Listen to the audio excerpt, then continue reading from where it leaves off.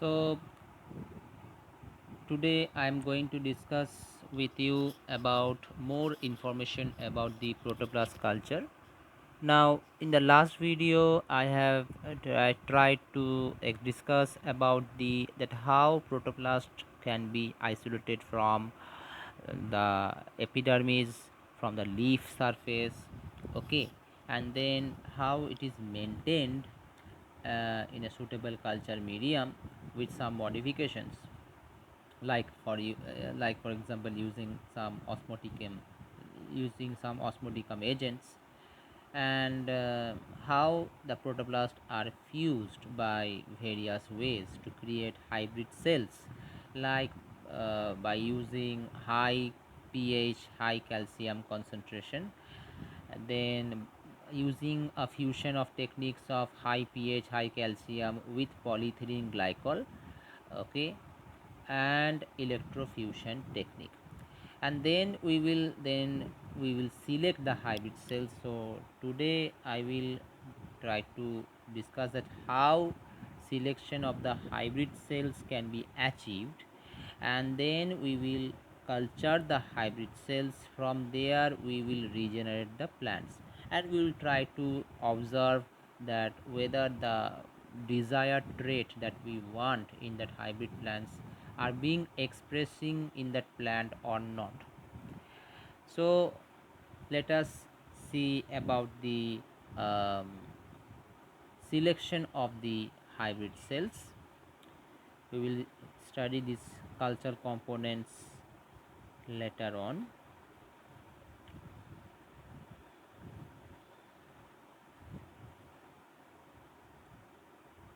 So this was actually the different methods of protoplast fusion: high calcium, high pH, where calcium is given in a solution of 50 millimole per liter. pH is required 10.5, almost fully alkaline at 37 degrees Celsius, that allows the protoplast to fuse together and to make a hybrid protoplast. In the second treatment, we see that we had used a combination of polyethylene glycol with the high pH, high calcium concentration. First, we have induced the polyethylene glycol into the culture medium, where we have seen that polyethylene glycol bind to the cations and then to the anions, to the same to the plasma lemma membrane surface during washing, where we use a high pH, high calcium concentration. That washing, during the time of washing, the polyethylene glycol is removed out. Along with that, it destabilizes the plasma lemma, which allows a chance for fusion of the two protoplasts.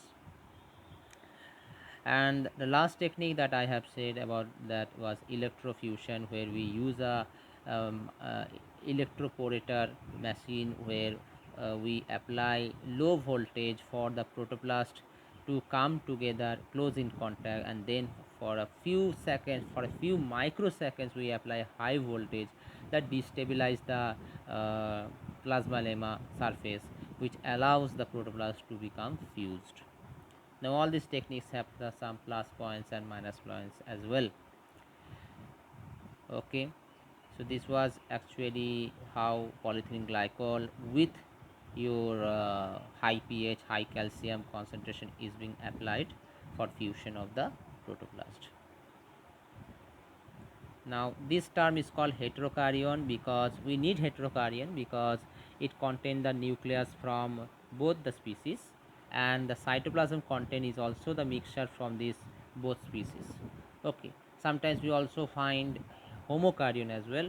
In homokaryon, the protoplast from the same species are being fused. We don't require that type of protoplast. We need a hybrid protoplast which contain the nucleus of from both the parent cells, from both the parent protoplast. And that heterokaryon will further will form hybrid cell. That hybrid cell contain the nucleus, the chromosomes from both the parent protoblasts.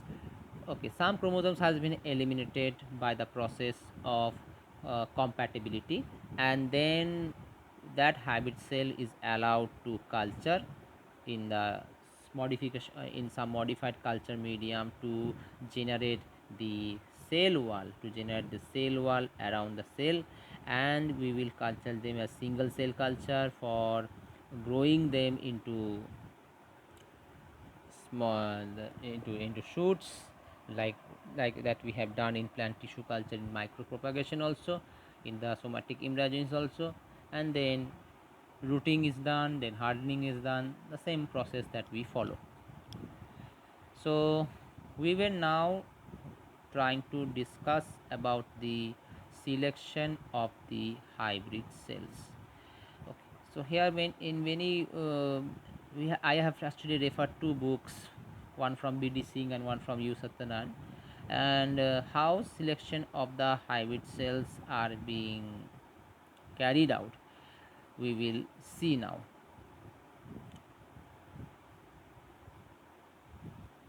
Wait for a minute. Okay, so selection of hybrid cells. So what it is saying here, it is saying that about 20 to 25% of the protoplast are actually involved in the fusion. So all the protoplasts are not involved in fusion. Only 20 to 25% of the protoplasts are involved in the fusion. And after the fusion process, the protoplast population will contain a heterogeneous mixture of unfused chloroplast. Not sorry, it will be unfused protoplast. Some words has been mistake. It will be protoplast, homokaryons and heterokaryons. So we will also see homokaryons. Homokaryons means protoplast fusion has been done but from the same species. Okay, like for instance we have used species A protoplast and species B protoplast. In homokaryons we have the hybrid protoplast but from the same species, that is species A or species B. Heterokaryons are actually the hybrid protoplast which contain the protoplast from species A and species B as well. So we require heterokaryons. It is therefore necessary to select the hybrid cells which are heterokaryons. The commonly used methods used for employed for selection of the hybrid cells are your biochemical methods, visual methods and cytometric methods. So I hope you can able to understood the from strain A you can see the nucleus, and strain B its nucleus is little bit bold in boldly drawn, and in heterokaryon we can see when we do protoplast fusion by any one from that three techniques, electroporation or with polyethylene glycol treatment or with your high calcium high pH concentration treatment, we will see heterokaryon formation occurs only 20 to 25%. Okay, now we can see the heterokaryon where the protoplast from both the species have been fused and the nucleus also contained within that protoplast. But at the same time we also see homokaryon as well, where the protoplast from the same species has been fused to form a similar type of characteristic of protoplast cells.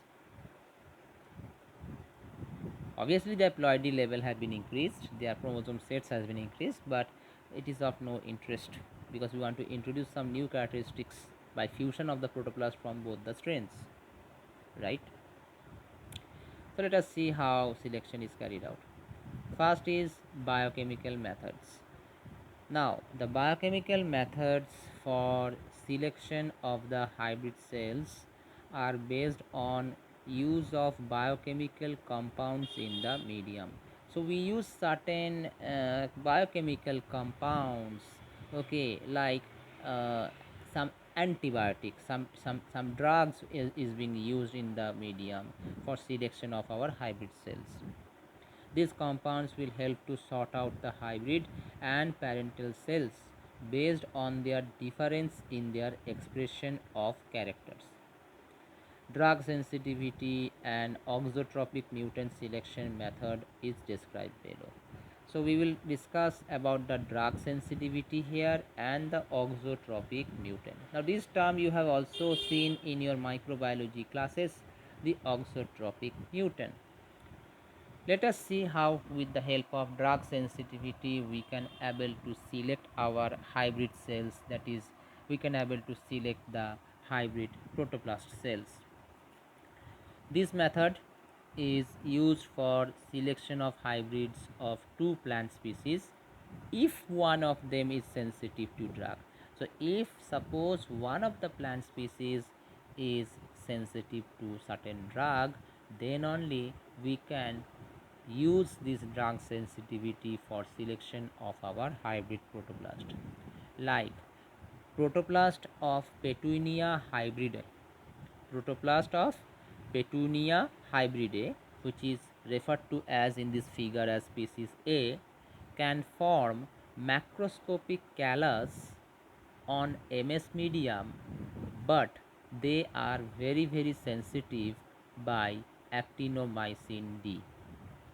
So it is saying here that there is a plant called Petunia hybrida, which is referring to here as species A. These Petunia hybrida grows very well and they can form macroscopic callus, means large callus.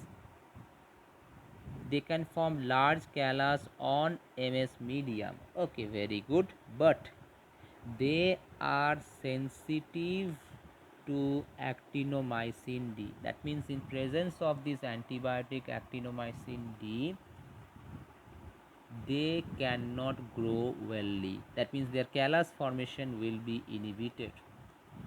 If we give actinomycin D at a certain concentration in the MS medium, and if we want to grow this Petunia hybrida, it will not grow.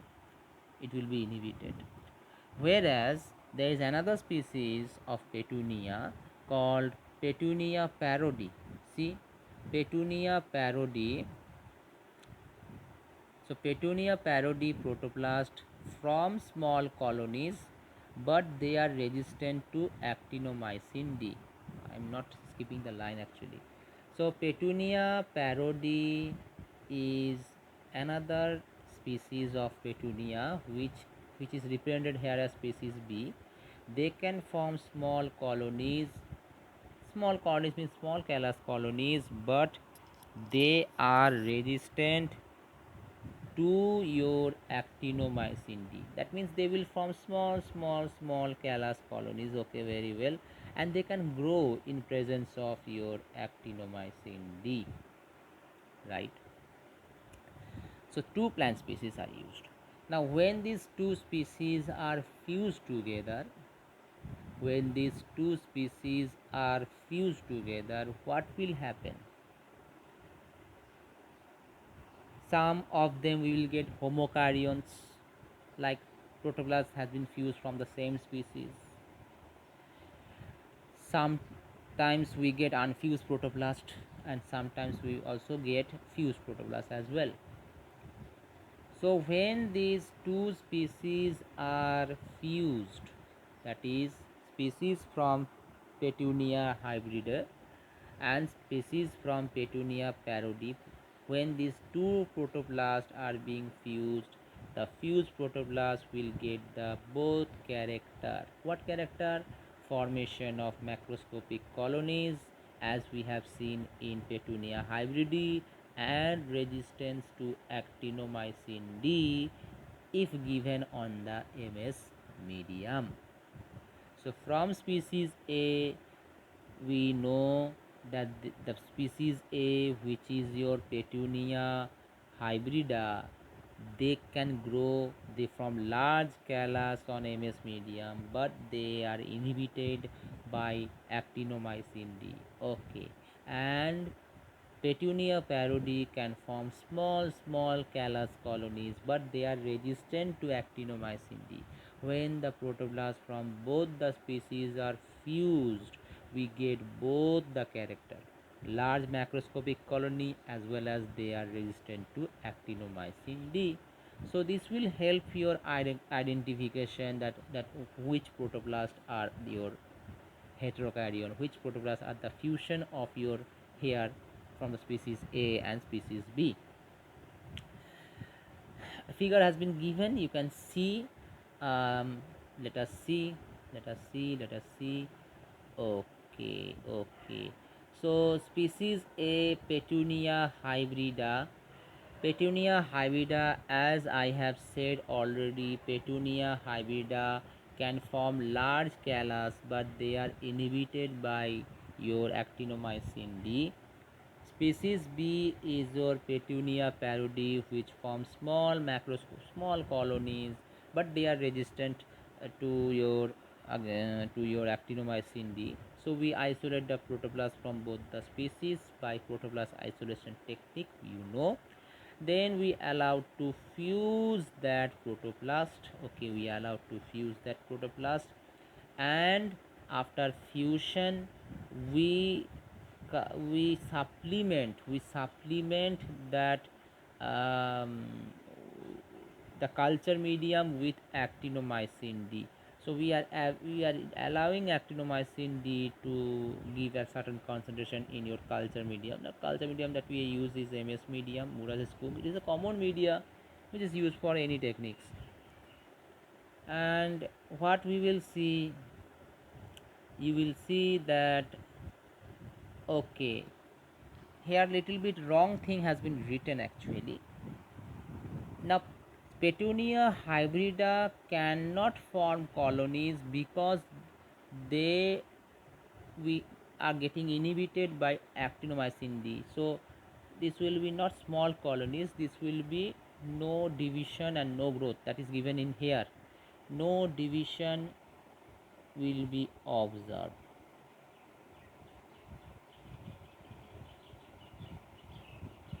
No division is observed here in Petunia hybrida, because Petunia hybrida is getting inhibited by actinomycin D, as we have learned from the paragraph.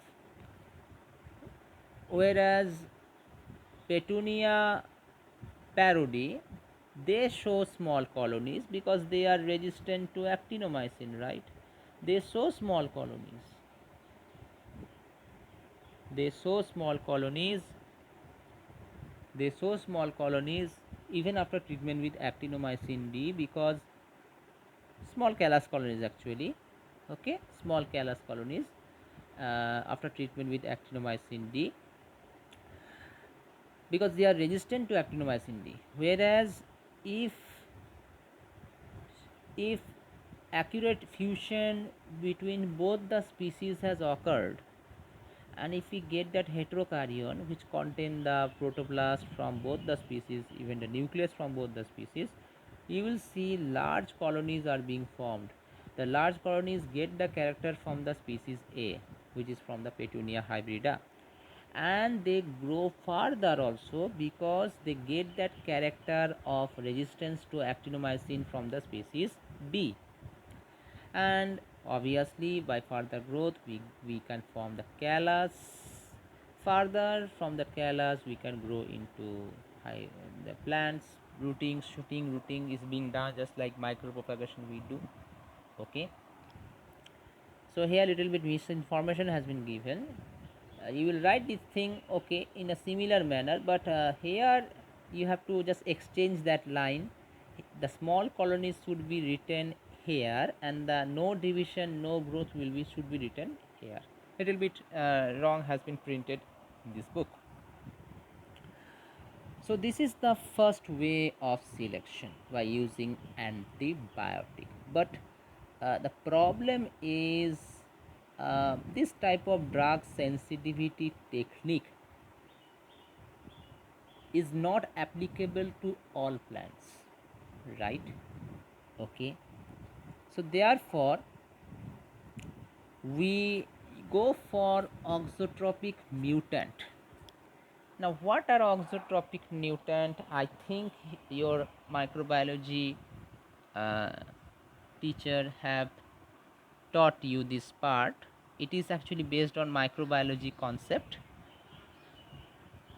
Let me remind you, auxotropic mutant or auxotropes are those mutant that cannot grow on a minimal medium, and therefore they require specific compounds to be added to the medium. So minimal medium is the medium where minimum amount of nutrients are given for survival of a certain species. The same thing we have studied in bacteria as well. Minimal medium is the medium where minimum required elements has been provided for the growth of a certain species, like the minimal medium that you use in case of E. coli culture, you have seen.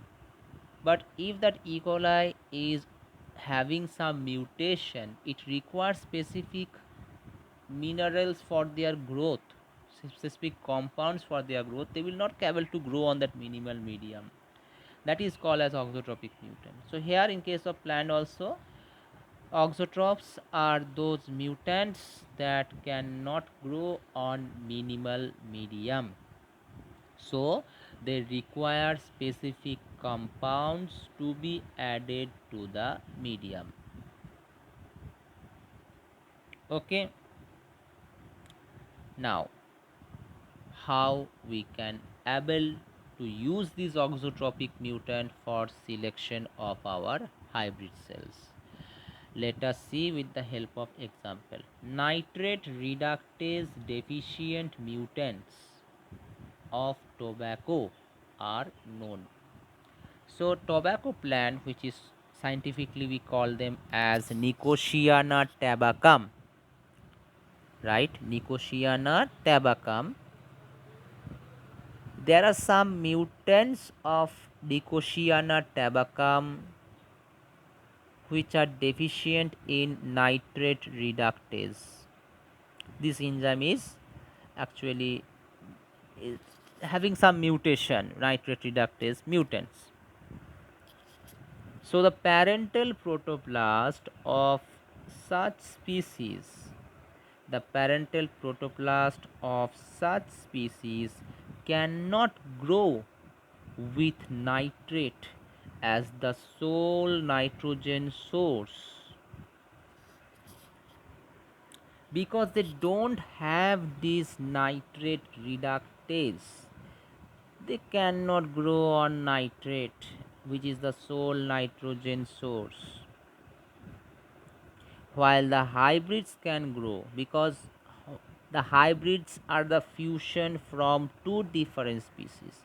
One species will contain the mutants of that tobacco having not having this nitrate reductase, and another species may have this nitrate reductase. So when we have fused them, that protoplast, when it will grow into callus tissue that have that ability to grow on the minimal medium, to grow with the nitrate as the sole nitrogen source.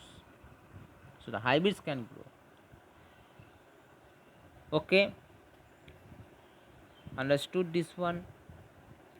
So nitrate reductase actually is needed for utilizing the nitrate as the sole nitrogen source. That's why we add nitrate as a source in the culture medium for supplying the nitrogen contents. But as the mutant form of tobacco, some mutant form of tobacco, they don't have this nitrate reductase activity. Due to some mutation, due to some change in the base pair, their nitrate reductase activity has been eliminated or become inactive, non-functional. So they cannot grow on minimal medium having nitrate, because they cannot utilize the nitrate, because they don't have that enzyme nitrate reductase, inactive form. But the hybrid can grow very well, right?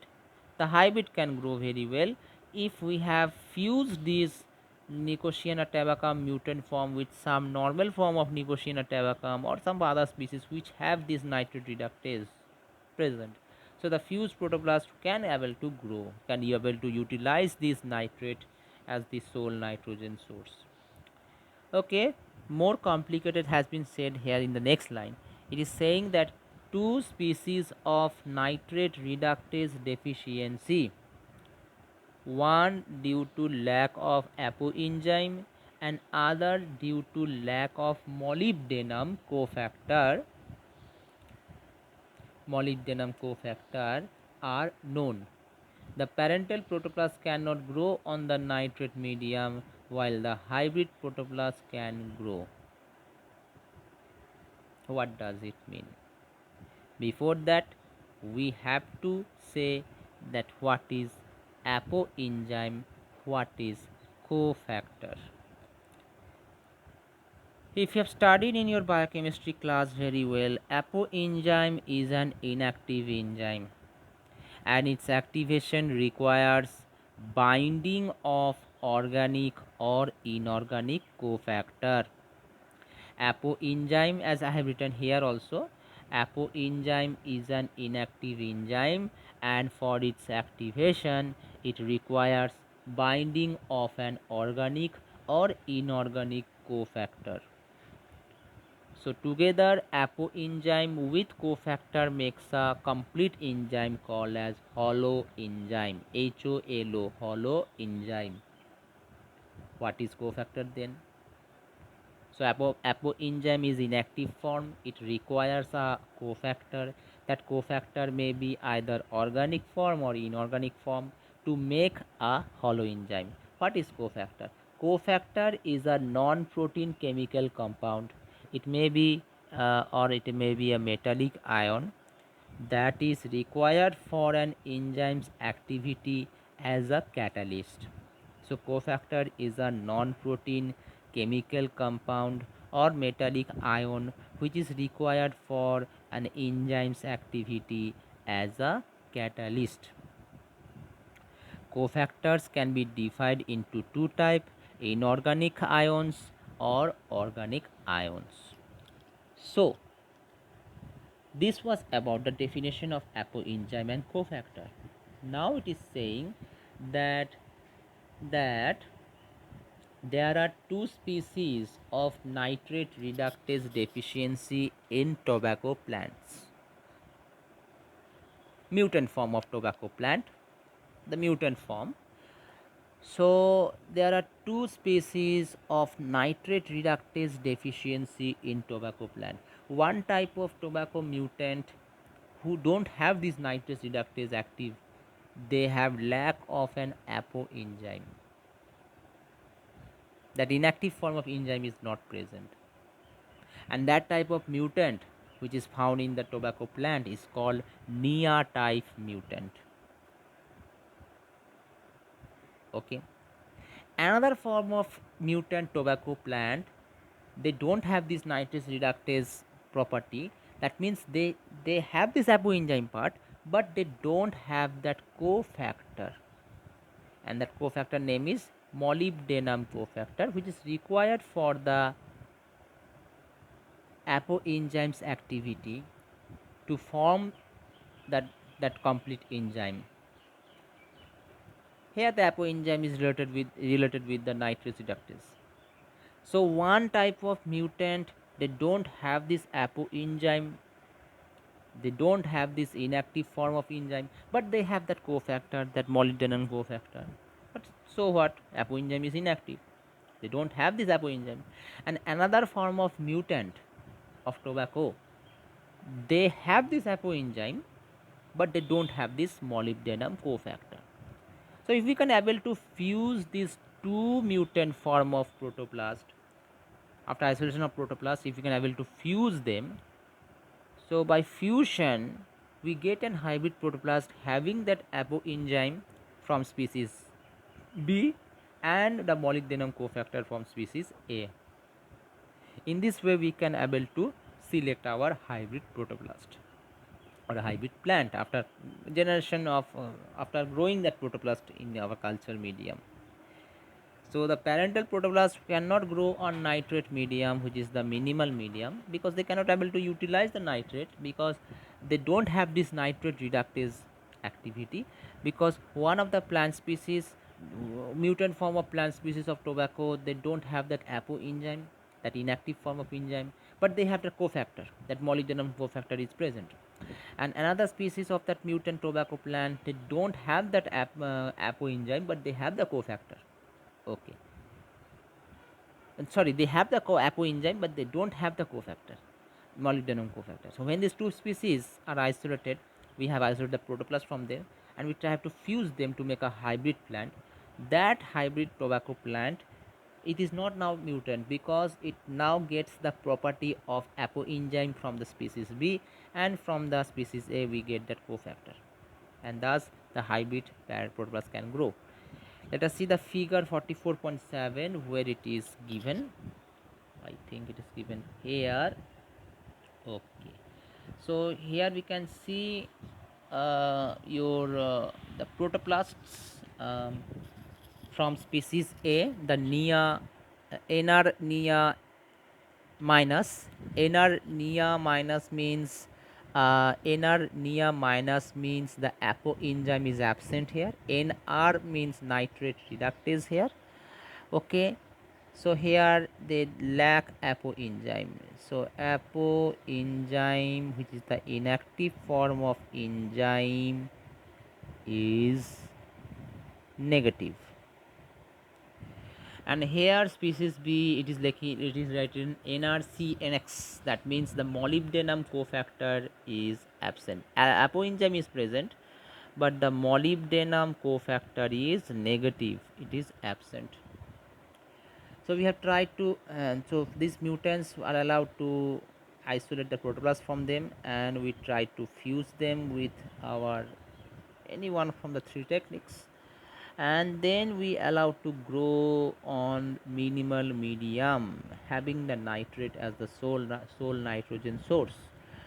Now the problem is the parental cells will not grow, the parental protoplast will not able to survive in that minimal medium, because in species A we have seen there is lack of apoenzyme, so they cannot able to utilize this nitrate to make for nitrogen.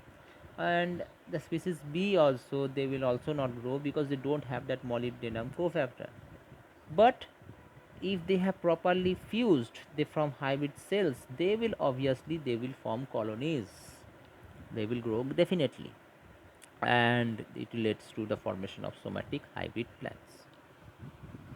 Okay, so this in this way through auxotropic mutants it is possible um, to grow on a minimal medium. And the selection of the auxotropic mutants is possible only if the hybrid cells can grow on a minimal medium. So we have to little bit time consuming process for finding out auxotropic mutants. For finding out auxotropic mutants, it is required that that type of plants or cells have to grow on a minimal medium, right?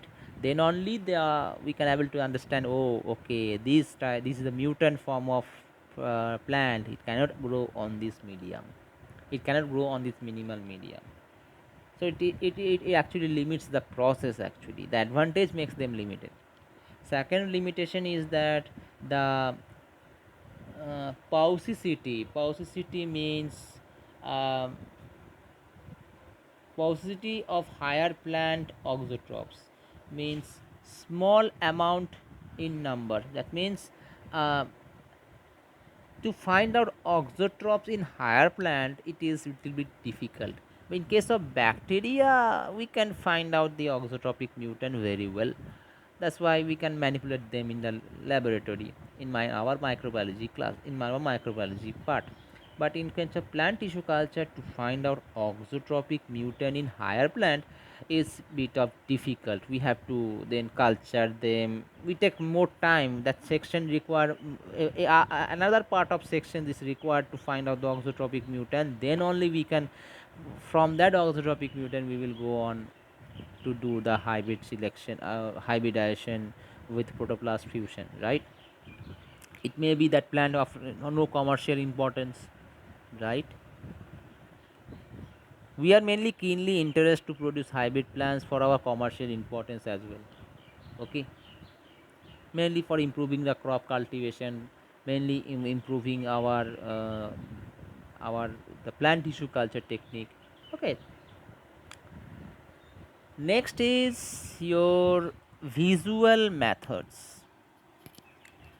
Now it is saying here that visual selection of hybrid cells, although it is a tedious and very it is efficient, in some of the somatic hybridization experiments, chloroplast deficient, which is chloroplast deficient, leads to albino like color or non green color protoplast of one parent are fused with the green protoplast from another parent. This facilitates the visual identification of heterokaryons under light microscope. So by just observing we can also select the hybrid cells. Like for instance, some of the protoplast they don't have this chloroplast, and you know chloroplast is the green pigment which allows the protoplast to observe as green color. But as chloroplast deficient is there from one protoplast of the species, they are non-green or albino, and another protoplast is green protoplast because they have lots of chlorophyll. So by fusion we can able to observe them under microscope. So the heterokaryons will be bigger because of contribution of protoplast from both the species, and they will be also green in color because the protoplast from species B here are green protoplast. They are contributing that chloroplast content in that hybrid protoplast culture, while the parental protoplast are either small or colorless. So by just visualizing also we can able to identify the hybrid cells. Further identification of this heterokaryon has to be carried out to develop specific hybrid plants.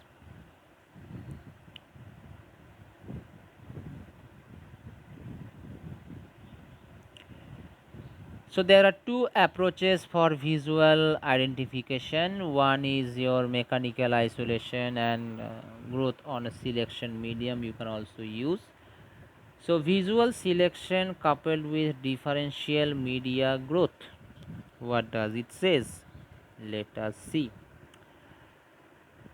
There exists certain natural difference in the sensitivity of protoplast to the nutrients in a given medium. So certain differences will be present on that medium. Thus some media can selectively support development of hybrids but not the parental protoplast. A diagrammatic presentation of visual selection coupled with heterokaryons growth on a selection media is being given. So we use a selection media for the growth of the hybrid plants only, hybrid protoplast only. Let us see in the figure 44.8. Okay, so species A is green, good. That means they contain chloroplast, good. Species B is albino or non-green, they don't have that chloroplast present. We isolate the protoplast from both the species, okay, and we fuse them. And during fusion we know only 20 to 25-30% of protoplasts are getting fused properly to form heterokaryon. Then we use a selection medium where only the hybrid protoplast can able to grow, the other protoplasts will not able to grow wellly. So when culture on a hybrid selection medium, we see the protoplast from species A grow, but they form small green colonies because they cannot able to utilize the nutrients present on the selection medium, so no further growth occur. While the protoplast from species B form white cell colonies, they will be colorless, easily identified that these are not hybrid cells, so they will form white callus which will be not grow further as well, but the hybrid cell will show bigger and also green cell colonies, and they will form finally the green callus, which will ultimately grow into a hybrid plant.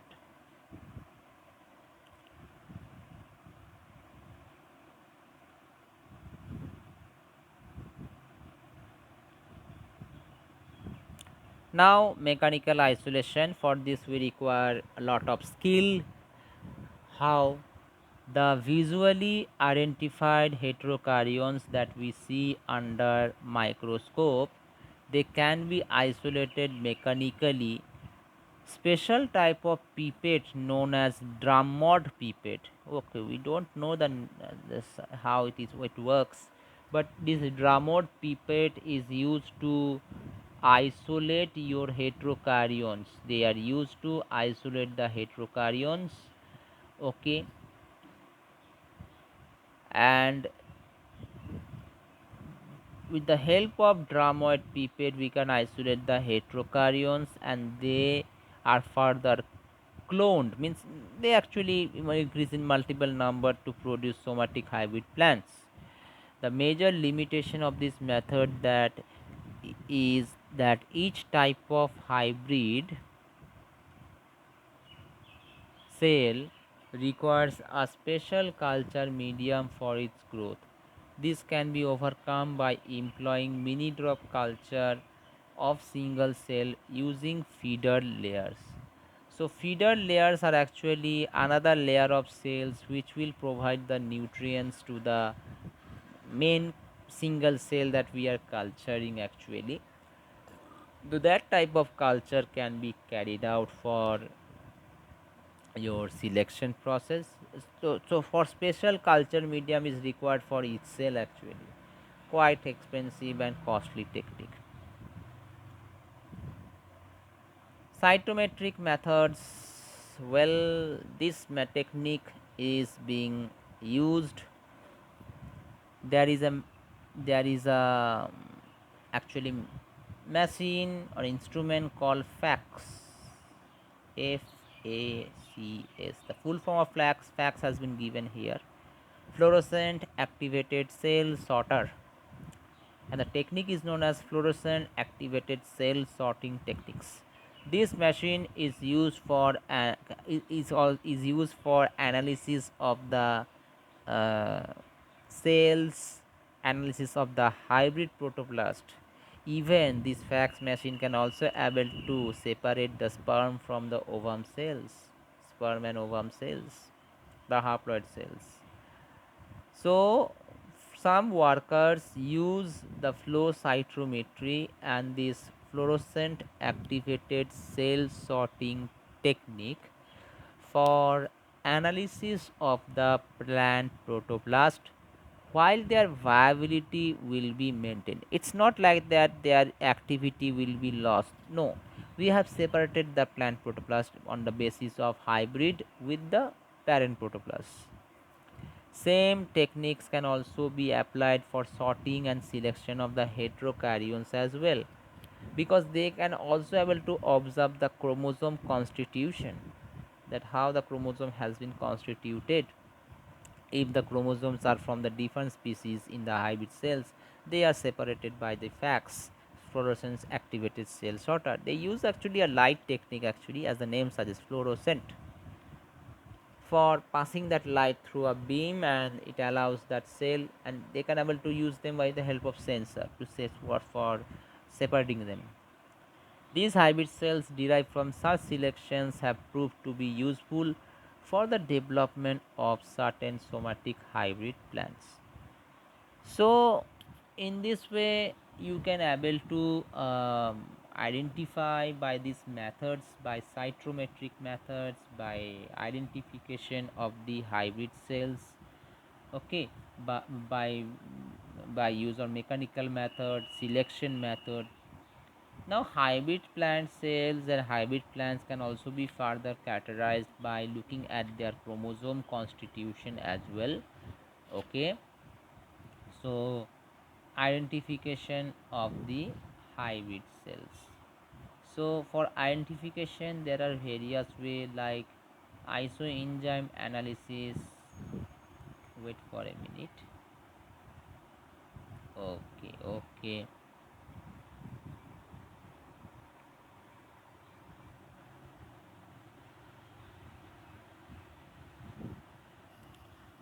So for identification of hybrid cells, this type of things are being carried out. First is morphology of the hybrid plants. From the hybrid protoplast we have developed, we have cultured in a suitable medium. We regenerate the cell wall again and we culture that single cell culture to form callus, which ultimately rooting is being done, hardening is done to form a hybrid plant. So now by looking at that morphology, that structure of features of the hybrid plant, we can able to characterize that whether the plant which has been derived from the protoplast were actually hybrid or not. So morphological features of the hybrid plants which will be intermediate between the two parents. Obviously, it will have the features from both the parents. Some of them that will be identified. Like for this purpose, vegetative and floral characters are considered. We see the vegetative characters and the floral characters, the flower pattern that they do. If it is an angiosperm plant, these include the leaf shape. Okay, obviously the leaf shape will be a good morphological character because uh, leaf shape depends on the two parental species which has been fused. We have to see the character, the leaf area, the morphology of the root, flower shape, its structure, size and color, seed capsule morphology. Seed capsule is the endospermic contain the seed coat that makes up the seed, that protects the seed. That also study, the study of that seed capsule can also helps to see, observe that plants that we have derived from the hybrid purpose are really hybrid or not. So morphology of the hybrid plants is also of great importance. Now, this we normally do at the last of the technique after the growth of the plants has been done and in hardening process. Okay. So we have to observe the vegetative parts. We have to observe the floral characters. Okay, for observing the hybrid plants actually by the protoplast fusion technique. Now, somatic hybrids like pomatoes and tomatos, which are used products of potato and tomato, so abnormal morphology and thus can be identified. Now, these are extreme examples which has been properly prepared and marketized. It is not found in here, but in foreign countries we can find this type of hybrid things like pomatoes and tomatos, which are the fusion from potato and tomato, which are fused. They are the fused protoplast actually. They are we have actually isolated the protoplast from the potato and tomato, and they have been fused by protoplast fusion techniques. Then their hybrid protoplasts are selected by the process that I have discussed. Then these fused protoplasts are uh, then they are grown actually using a suitable culture medium to grow into a plant, hybrid plant, and then we observe their abnormal morphological features, because we know that potato normally grows under the it is a stem part but it grows under the root, it grows under the soil but it is a stem part. And tomato normally the fruit actually they bear fruits on the stem right above the plant. So we saw a distinct type of morphology, distinct type of features of that plant. So by observing them we can able to justify, we can able to make sure that we make sure that this plant is a fused type. So these are extreme example. Although genetic basis of morphological characters have not been clearly known, intermediate morphological features suggest that the traits are under the control of multiple genes. We all know when we have studied genetics that each of the trait or character are under the control of multiple genes. It's not like that Mendel have taught us, who is the father of our modern genetics. He have taught us that each character, each trait is controlled by a single gene, but it's not always true. Each character can be controlled by multiple genes. Like for example, the blood grouping. Okay, somebody have O blood group, somebody have A blood group, somebody have AB blood group. Okay, now that is the multiple alleles concept that we have studied before. So each traits are under control of multiple genes, so it is preferable to support the hybrid morphological characters with the evidence of genetic data. So it's not like that we have just observed the morphological characters and become sure that okay, we have observed an intermediate character from both the parents, so it is a hybrid plant that has been made from the protoplast hybridization technique. But we have to also get that genetic data. We have to also get that genetic data with morphological characters. And how we can get the genetic data? Obviously by cytological techniques. We have to observe the chromosomes, the chromosome number, the ploidy level. That's why it is written here, the chromosome constitution. So it is saying that the number of chromosomes present in the hybrid cell can be counted. Okay, the chromosomes, it cannot be counted by simple microscope that we use in the laboratory, but with the help of electron microscope, with the help of ACM, scanning electron microscope, okay, or with the help of compound microscope, we can able to observe the chromosomes, the number of chromosomes present in the hybrid cells. This provides information of the ploidy state of the cell. Ploidy state means the sets of chromosomes found in the cell. The somatic hybrids are expected to possess chromosomes which are equal to the total number of chromosomes originally present in the parental protoplast.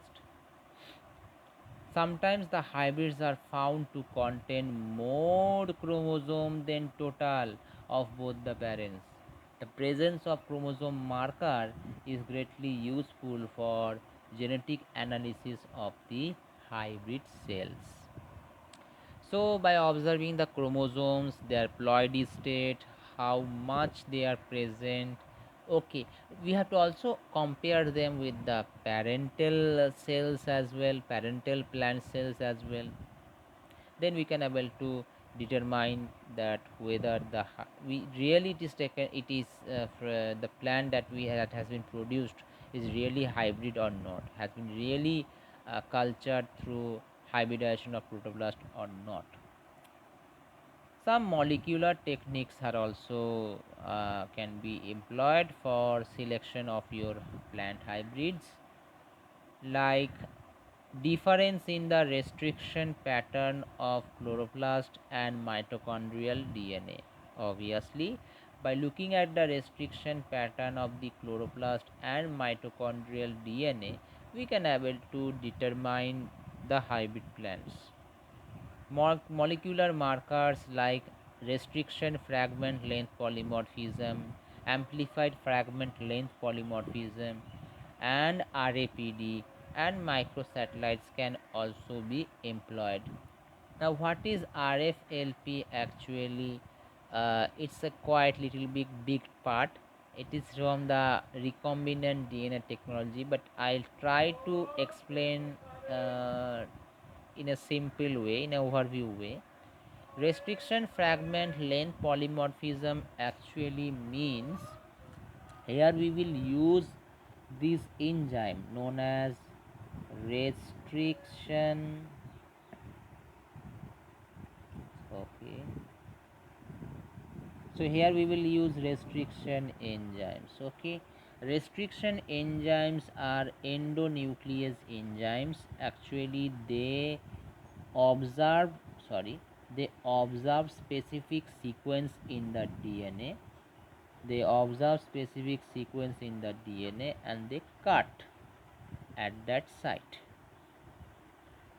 Okay. Now, restriction endonuclease cut by looking at specific DNA sequence in the DNA. Like for example, there is a restriction enzyme called EcoR1. This EcoR1 restriction enzyme can cut the DNA by observing the sequence G double A double T C. By observing this sequence, its complementary will be C double T double A G. So by observing this restriction sequence, they cut actually internally, actually, like they cut here and here. Okay. So restriction enzyme, they cut the DNA at specific site. Okay, very well. Now in each organism, restriction sites are present at different locations. That's quite strange. Obviously, even your father and you have almost 95% common restriction site in your genome, but not the 5%. Similarly, between you and me, we are both humans, but my restriction site for EcoR1 and your restriction site for EcoR1 is on different places in your and my genome. So why not with the plant species? So the plant species, from plant species A, suppose species A, their genome have a restriction site in different locations. And suppose species B, they have that same restriction endonuclease sites at different positions, creating different DNA fragments, right? And that different DNA fragments can be observed by, the name, electrophoresis. So with the help of electrophoresis, we can resolve the DNA bands, right?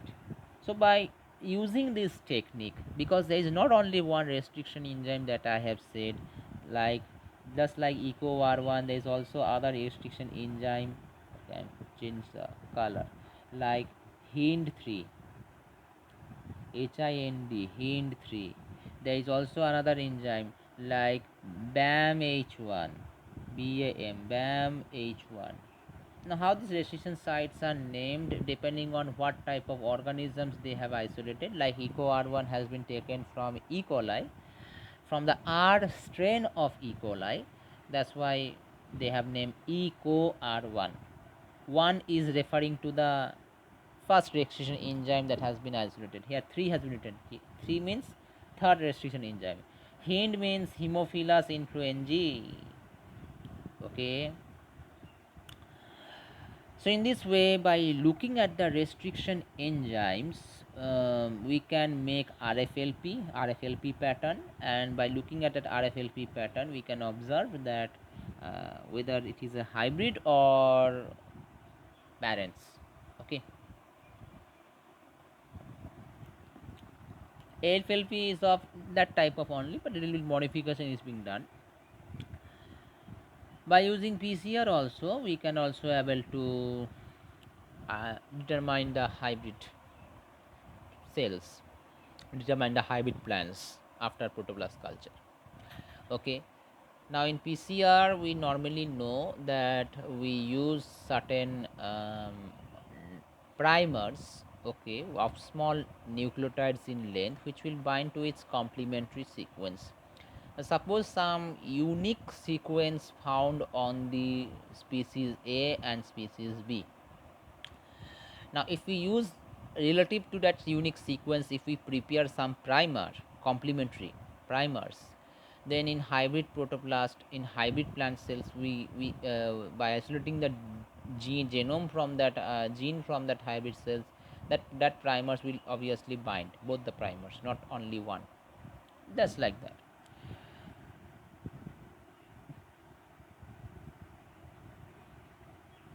Now, it has been observed that the chromosome number in your hybrid somatic hybrids is really the more than total number of both the parental protoplast, but wide variations has been reported, which may be due to the following reasons. So the number of chromosomes in the somatic hybrid, after protoplast fusion we get the somatic hybrid, right? So after fusion, it is shown that the chromosome number in the somatic hybrid is more than the total number of both the parental protoplast. However, there are wide variations which are reported. Like if more than two protoplast has been fused, then we get more chromosomes. Some irregularity in the cell division during mitosis can also lead to this type of increased chromosome number. And third is your infusogen or electro induced fusion. We use the electroporation, right? So electro induced fusion, about one third of the fusion occur between more than two protoplasts. So that's the limitation of the electrofusion technique, where the protoplast has been fused from three protoplasts. That leads to more increased number of chromosomes bigger. Fourth is difference in the status of the protoplast. The protoplast is actively dividing or quiescent, because we have applied a shock, right? Like for example, we have done electroporation, it's getting a heat shock actually. So whether it can able to recover from that shock or not.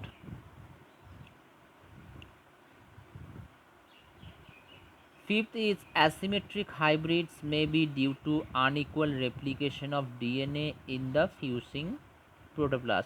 So asymmetric hybrids may occur due to unequal replication of the DNA in the fusion protoplast. And last, protoplast isolation and culture may lead to somaclonal variation, which is an important aspect, a part. We go for somaclonal variation in order to get well results, good results, variation. Okay, actually we are not directly induced mutation, we are just by culturing we are introducing some variation in the constitution, chromosome constitution within the plants, plant cells, and thus variation in the chromosome number. So these type of things are actually can possible after the problems can occur after fusion of the protoplast, and from the fused protoplast to generate a plant. Some interspecific hybrids, that means hybrids between the same species, I think, produced from protoplast fusion has been shown here in the table. Like you can see Petunia parodi. Petunia parodi having its somatic chromosome number as 48, means its haploid chromosome number will be 24. Petunia hybrida has chromosome number 14. When these two plant species have been fused, we get chromosome number in the hybrid cell from 44 to 48. Okay, Daucus inoxia and Daucus stramonium, they have chromosome number symmetrically. Okay, very well, 24 24.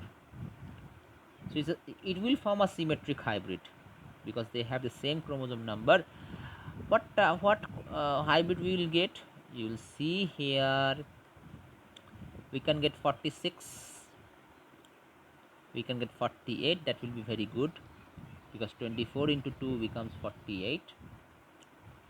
We can also get 72 if if 3 protoplasts have been fused. One. Number two is if your somaclonal variation has occurred due to long time culture. Then I have also said, okay, during electrofusion more than 2 protoplasts has been fused. Okay, so depending on these things, it leads to increase in the chromosome number.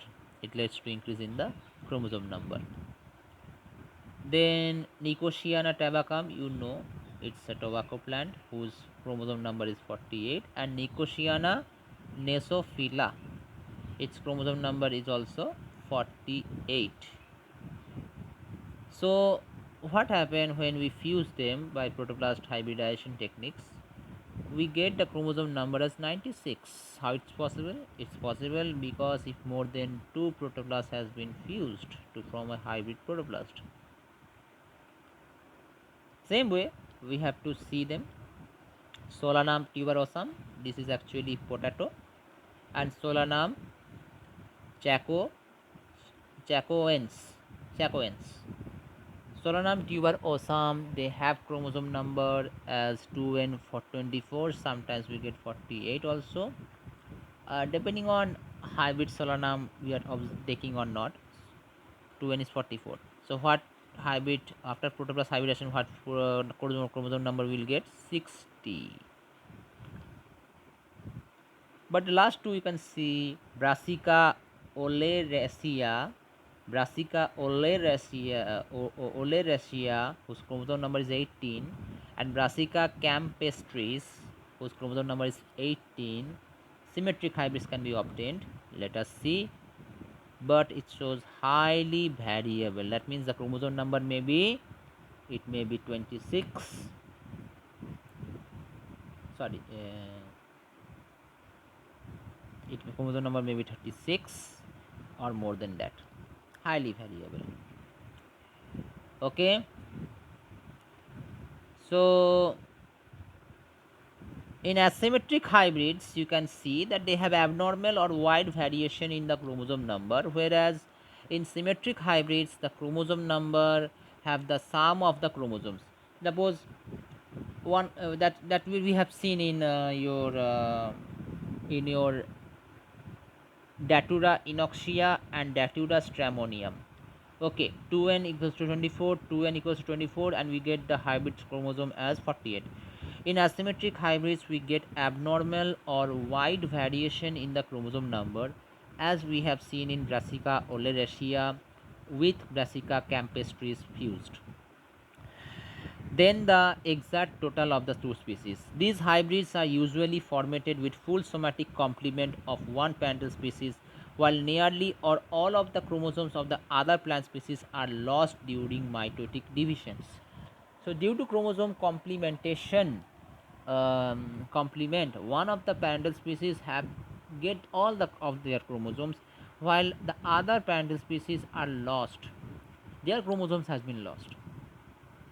Okay, so due to these things, asymmetric hybrids normally occur. Okay, so it's almostly 1 hour. I try to discuss all these things.